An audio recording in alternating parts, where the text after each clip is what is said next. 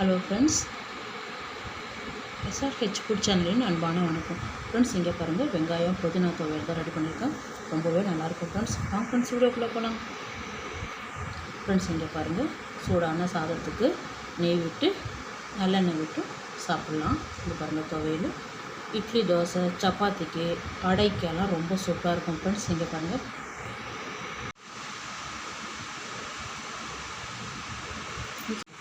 நான் ரைஸுக்கு தான் இந்த துவையல் ரெடி பண்ணியிருக்கேன்.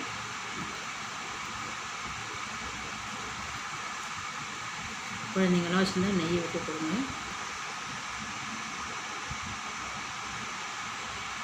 ஃப்ரெண்ட்ஸ், இங்கே பாருங்கள், 2 டீஸ்பூன் நல்லெண்ணெய் தான் விட்டுருக்கேன். 3 டீஸ்பூன் முழு உளுந்து, வெள்ளை உளுந்து,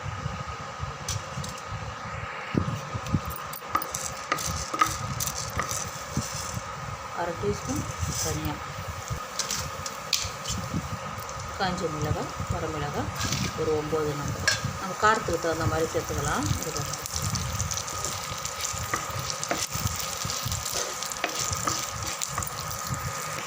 செஞ்சுக்கோங்க. நல்லா செவக்க வதக்கியாச்சு.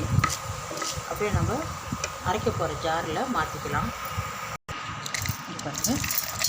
இங்கே பாருங்கள், எண்ணெய் அப்படியே இருக்குது. அதே எண்ணெயிலேயே ஒரு வெங்காயம்,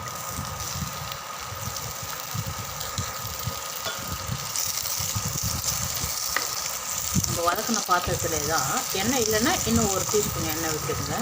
இதில் எண்ணெய் இருக்குது, அப்படியே விட்டுட்டேன். இன்னும் 1 டீஸ்பூன் எண்ணெய் விட்டுடலாம். பாதி அளவுக்கு வெங்காயம் வதங்கினா போதும். இந்த அளவுக்கு இருந்தால் போதும். ஒரு கைப்பிடி அளவுக்கு புதினா க்ளீன் பண்ணி வாஷ் பண்ணி தான் வச்சுருக்கேன்.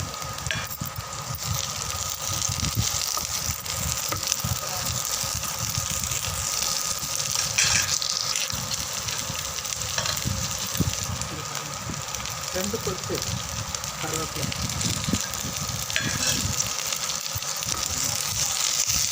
நல்லா வதங்கட்டும். 1/4 டீஸ்பூன் மஞ்சள் பொடி,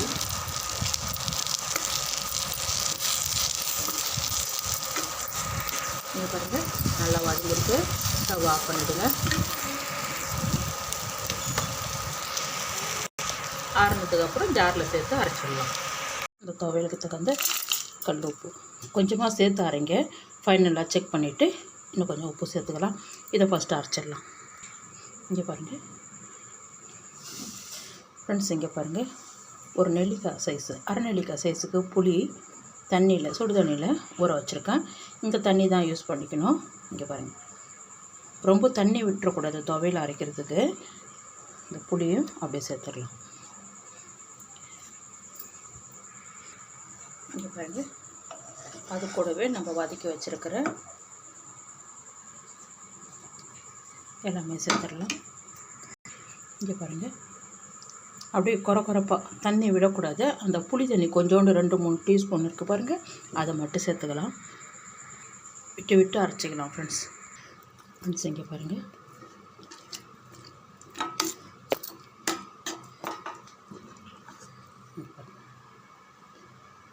இந்த அளவுக்கு இருந்தால் போதும். உப்பு இருக்கான்னு இன்னொரு டைமு இங்கே பாருங்கள், உப்பு இருக்கான்னு பார்த்து செக் பண்ணிவிடுங்க ஃப்ரெண்ட்ஸ். வாங்க ஃப்ரெண்ட்ஸ், சாப்பிட போகலாம். ஃப்ரெண்ட்ஸ், இங்கே பாருங்கள், சூப்பரான வெங்காய புதினா துவையல் தான் ரெடி பண்ணியிருக்கேன். ரொம்பவே சூப்பராக இருக்கும் ஃப்ரெண்ட்ஸ்.